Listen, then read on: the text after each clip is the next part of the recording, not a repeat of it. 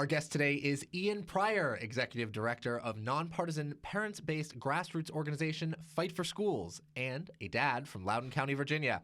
Ian, thanks so much for joining us. Thanks for having me, Doug. So, we are recording this. Today is Election Day in Virginia. The state will elect its next governor, other statewide officials, and candidates for the General Assembly. Unlike in other elections, education has really come to dominate the field in this election cycle. So what is the energy right now on the ground like regarding schools? What does the atmosphere feel like? It's a massive energy from parents, all across Northern Virginia for sure. I was at a school board meeting last week. I think there were 121 people signed up to speak in person. We all waited outside in the cold. They don't let you go in and use the bathroom, so you kind of have to wait outside. We had a big screen as we were watching the speakers. We actually put a camera in there this time so that we could get the speakers' faces out there. And I've seen parents that I never saw before go and speak at the school board meeting, demanding accountability. We talked a little bit before we started this podcast on the fact that the Loudoun County School Board essentially covered up a sexual assault to pass a political policy. And that has really unified parents across the political spectrum, because it doesn't really matter ultimately what the policies that they're passing are in this case. What matters is that they're passing politically expedient policies and they're not being accountable, and the results are student safety is compromised. It seems like at the beginning of this race, education was not the focus. So can you maybe walk our listeners sort of what changed and how it proceeded to become more about education from what it was about before? Yeah, well, like any good superhero movie, I'll start with the origin story. Last year, you had a bunch of parents, again, Democrats, Republicans, trying to get schools reopened. Loudoun County was far behind other school systems in the country with letting kids back in school. And these parents were dedicated, they were organized, they went to school board meetings, they wrote their local elected official, and they were actually able to help make change at the General Assembly and a law that now required that schools be open this year.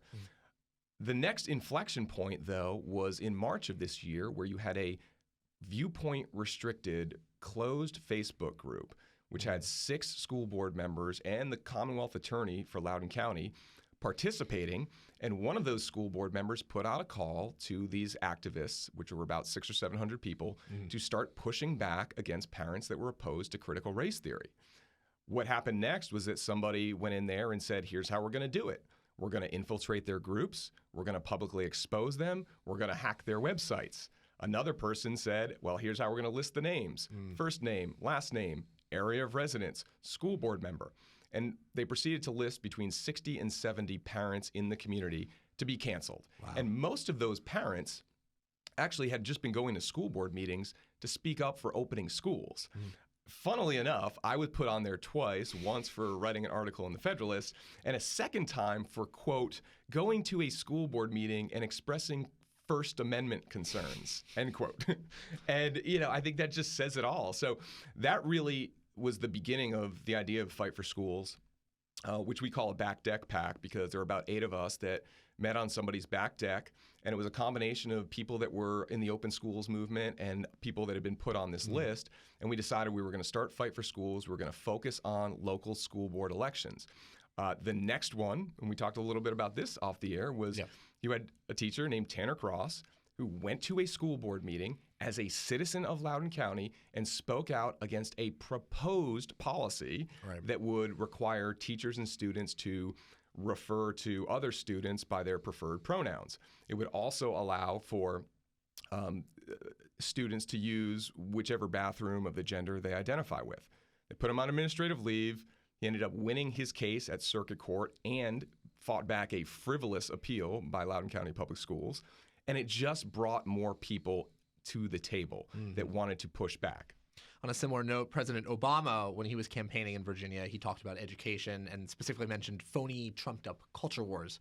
On a similar note, what did you think of those statements? And then I'm also curious if you heard anything from other parents, sort of what their impression about that was.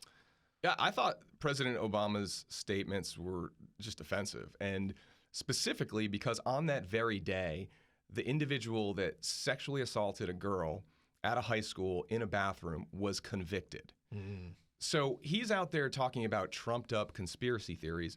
So does he know more about what's happening in my kids' schools than I do? Does he know more than the other parents what is happening in their schools? Of course he doesn't. That is just some, sheet music that Terry McAuliffe's campaign and the DNC gave to him to go out there and say something and try and make this about anything other than the facts. And the facts are that parents are seeing what is happening.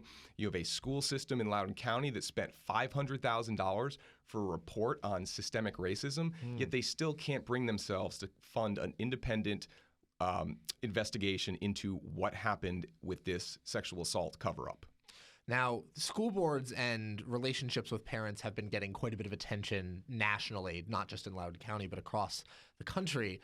Have you heard anything from other parent groups or other organizations that have been dealing with these sort of school board meetings and school board associations in other states? Yeah, I mean, all the time. We get emails from people across the country. How do we do what you're doing? And it's a little tough because we've been blessed with a school board that continues to make mistake after mistake after mistake. And with those mistakes are opportunities to highlight exactly what they're doing wrong. So I don't know that every school board in the country is as bad as Loudoun County Public Schools or as politically incompetent as Loudoun County Public Schools. But I do think that parents getting involved, going and speaking at their local school board meetings, it's like a Hoosiers moment. Remember the scene from Hoosiers where it's like, if coach goes, I go. If he stays, I stay. Or like in Footloose. I mean, this is what the country is founded on, which is local issues where people can go and debate them in front of their elected officials. And we need to get back to that. And, I think that what we've seen over the summer is an unwillingness from these elected officials to collaborate with parents and to collaborate with their constituency. They've got to figure out how to get it right because this issue is not going away.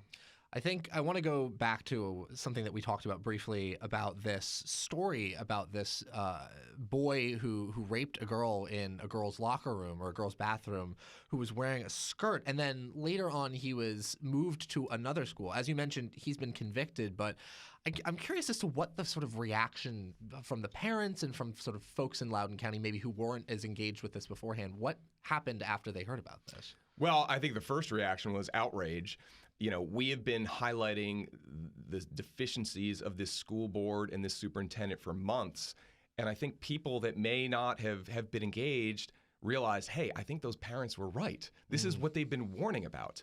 The other thing that we've seen is people coming out and saying, my friend was sexually assaulted. My daughter was sexually assaulted.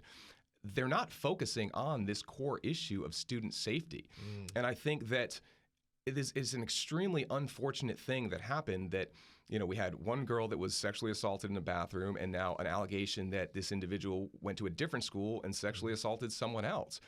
But, to pull a positive, if you can, out of this situation is that kids and students and parents are going to be more vocal about this issue. And I think that is important because we need to make sure that our schools are safe for our daughters and our sons and that sexual assault is treated seriously and that schools focus on things like this, not on, becoming social justice activists. I want to really hammer in on that term safety here because we've been hearing a lot about safety in terms of school boards. Like some of the school boards feel like they're being threatened. So in a relatively infamous letter now, Attorney General Merrick Garland issued a statement to the FBI asking them to coordinate with local school boards and local authorities to comment on, domestic terrorism and stuff like that with parents. He has decided that he will not be walking back that initial memo. What does that speak to you, or what does that say to you about their priorities? Well, a couple of things. I've gotten to read a lot of these emails that have gone to school board members, and some of them are horrible. And they really kind of tick me off because that's not how you operate. Like, if you're going to email them, be substantive, but they're also not credible threats. Right. And so, for the Attorney General of the United States to collaborate with the White House, the National School Board Association to put out this memo in record time, and I think Senator Lee brought that up, how quickly that memo was put out after the NSBA school board letter, it just shows that the priorities of this administration are more of the same. It's politics of division. We want to silence people. We want to cancel people. We don't want to hear a different point of view. And that has unfortunately been the trend in our politics for the past decade or so.